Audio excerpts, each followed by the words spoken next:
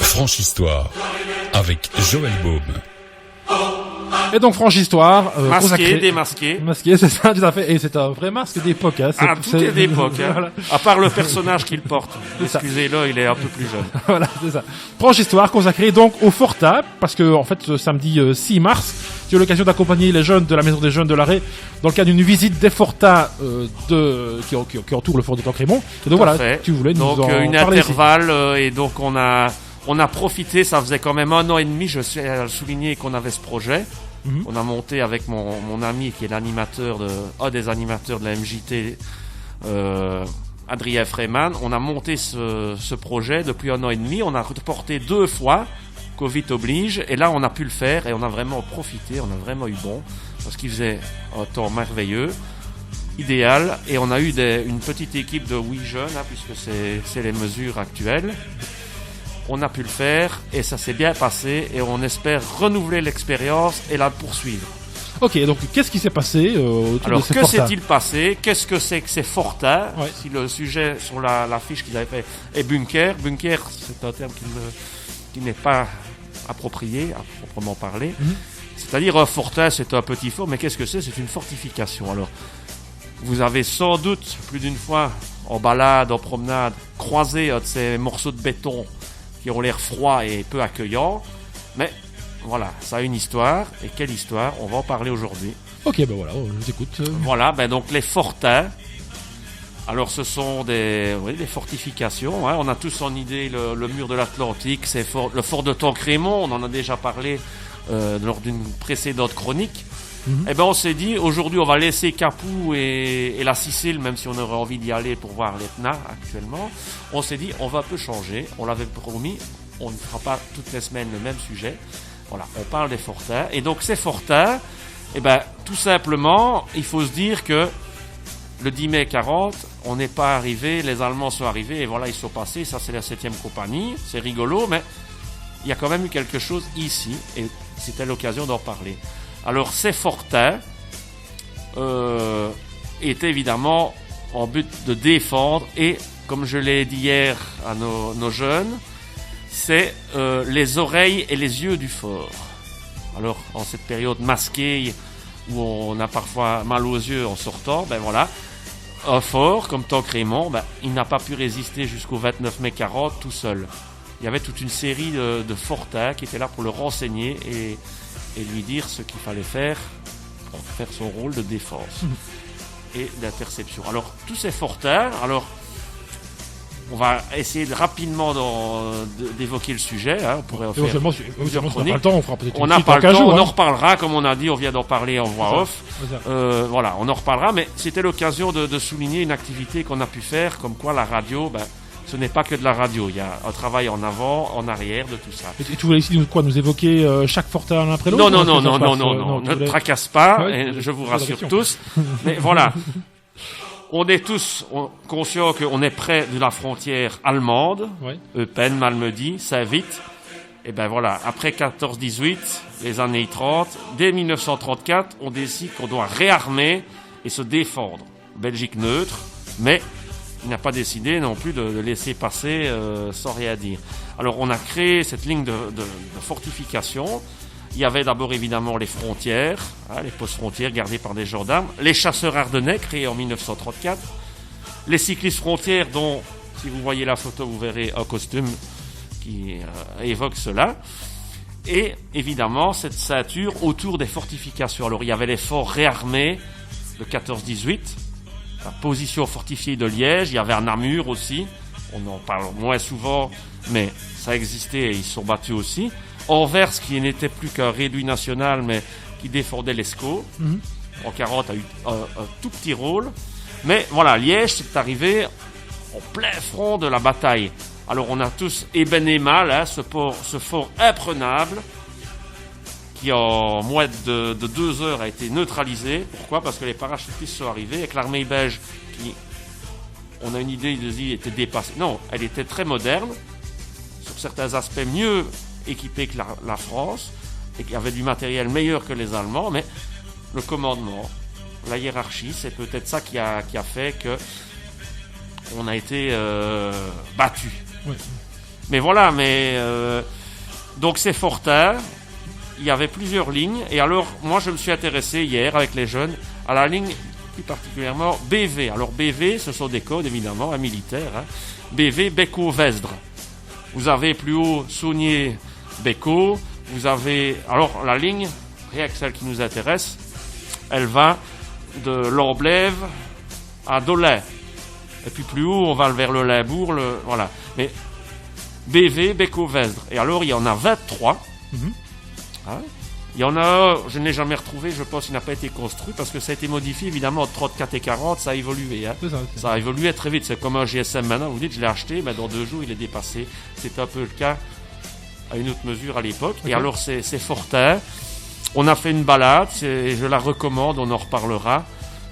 C'est beau, c'est la nature, c'est assez vallonné, celui qui veut faire du sport ou qui a envie de prendre l'air et de se changer d'idée, il va voir ces morceaux de béton froid. Mais qu'est-ce qu'il y a eu derrière? C'est ça la question qui nous intéresse. Et donc, ces fortins, comme je l'ai dit, ont été construits entre 1934 et 1940. Mais c'est surtout vers 35-36, ça prenait parfois 15 jours, 3 semaines, en fonction du temps, de la météo. Alors, Eric, qui est face à moi, l'a confirmé. Il y a eu son grand-père qui a servi dans le fameux Fortin, mais abri, observatoire de Jevoumont. Oui. Joseph Daunier, voilà. Joseph Daunier. Voilà. Et donc, quand vous vous promenez, vous verrez, évidemment, ça a fort changé, c'est devenu une belle villa au-dessus, hein, il faut le souligner. Mais en dessous, la base, c'est le Fortin. Et ce Fortin a combattu. Parce que les 23 Fortins que je signale aujourd'hui, à part celui-là et la casemate de Mont, la différence entre un fortin et une casemate, c'est que le fortin, c'est un petit fort, selon la définition du dictionnaire, mais ces fortins n'ont pas servi. À part celui qui était à la gendarmerie à Theux, qui n'existe plus, mais si vous voyez, pour aller vers le paradis du Wayo, et bien là, en plein où il y a presque le rond-point actuel, il y avait un fortin camouflé en maisonnette, parce que le but n'est pas de dire j'ai fait un fortin là, attention, je vous attends, c'est d'être discret et c'est comme j'ai dit, renseigner et écouter. Quand on tire, ça veut dire qu'on est repéré et que ça ne durera plus. Mais donc, ces fortins ont été créés et ont été faits, comme je l'ai dit, pour écouter et renseigner le fort, parce qu'un fort, tant que Raymond, il est sur le dessus, son but c'est de balayer ce qu'il y a en dessous. Mais il faut observer. Et alors, ces fortins ont été créés. Alors, qu'est-ce qu'il y avait en général dans ces fortins? Si vous vous promenez, vous les verrez. En regardant un petit peu, c'est facile de les repérer. Parfois, on tombe dessus par hasard, ce qui a été mon cas, même si ça fait 1 an et demi qu'on travaille là-dessus. J'en ai découvert que je ne connaissais pas, alors que j'habite à même pas 1 kilomètre. Eh ben, il y avait une mitrailleuse, ou 2, ça dépend. Certains sont un peu particuliers. C'est fortifié. Alors, c'est ce que je disais hier aux jeunes. Dites-vous qu'on est confiné et que c'est difficile pour tout le monde, mais dites-vous que si vous étiez enfermé, sans téléphone, sans rien, avec une lumière et une bougie, et alors pendant 24 heures, rester renfermé sans sortir. Sans dire qu'on est attaqué, parce que quand on est attaqué, dites-vous qu'il y a des tirs et tout, et la casemate de Mont, ils se sont battus, et ben, jusqu'au 19-20 mai, ils ont dû subir et renseigner, mais alors à un moment ils ont été bombardés. Alors quand vous êtes entouré par des Allemands qui vous attaquent, la seule solution c'est de téléphoner au fort si vous arrivez à les prévenir, ou avec une fusée éclairante, hein, parce que rappelons-le, à l'époque c'était soit ça, le téléphone ou le pigeon voyageur. C'est rigolo, ça fait sourire, mais à l'époque il y avait un régiment de pigeonniers. Et ben, on est bombardé. Alors dites-vous, vous êtes dans une cloche d'observation comme il y a à Monteux, qui a été enlevée par les Allemands pour le remettre sur le mur de l'Atlantique. Si vous allez, c'est privé, mais vous pouvez vous renseigner aux propriétaires. Il sera un plaisir de vous faire la visite. Et ben, vous verrez que, imaginez-vous, vous êtes dedans, vous êtes bombardé, vous observez et vous entendez. C'est comme si vous mettiez un casque et que vous receviez des coups de marteau sur votre casque. Imaginez les oreilles. Alors il y a eu beaucoup de gens qui sont devenus sourds, qui ont été traumatisés rien qu'avec ça, parce que voilà, c'est beaucoup psychologique d'être dans un fortin.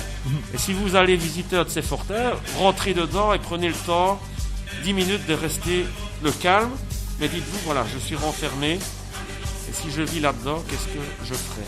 Bah ok, Joël, je pense que on va fera peut-être la suite là, dans une prochaine fois. Alors, pour terminer, simplement, il y a 23 fortins, c'est une belle balade, c'est sportif, mais allez-y parce qu'il n'y a pas que de la fortification militaire, c'est de la nature.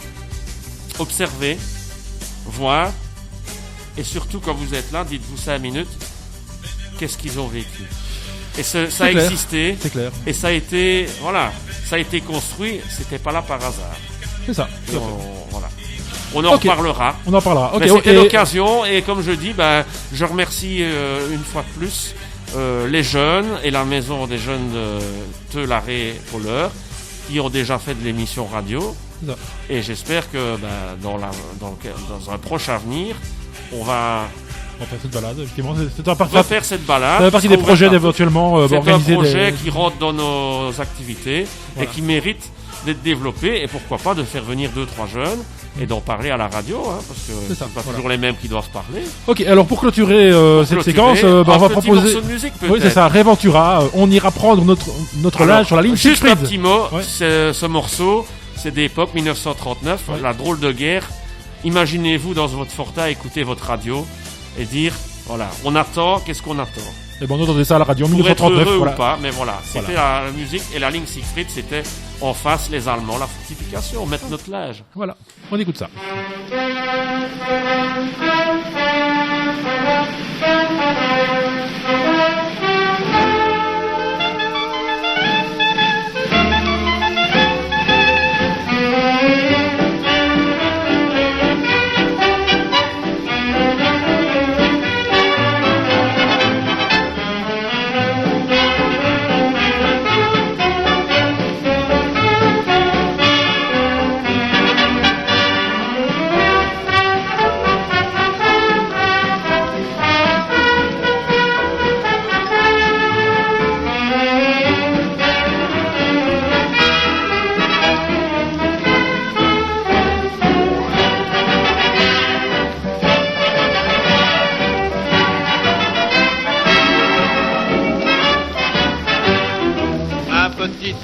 Chanter ses airs plein d'entrain en arrivant au camp. Tous les petits poilus joyeux apprirent le refrain, et bientôt tout le régiment entonna gaiement. On ira prendre notre linge sur la ligne Siegfried, pour laver le linge, voici le moment. On ira prendre notre linge sur la ligne Siegfried, à nous le beau linge blanc. Les vieux mouchoirs et les chemises en papa. En famille, on lavera tout ça. On ira prendre notre linge sur la ligne Siegfried, si on la trouve encore là.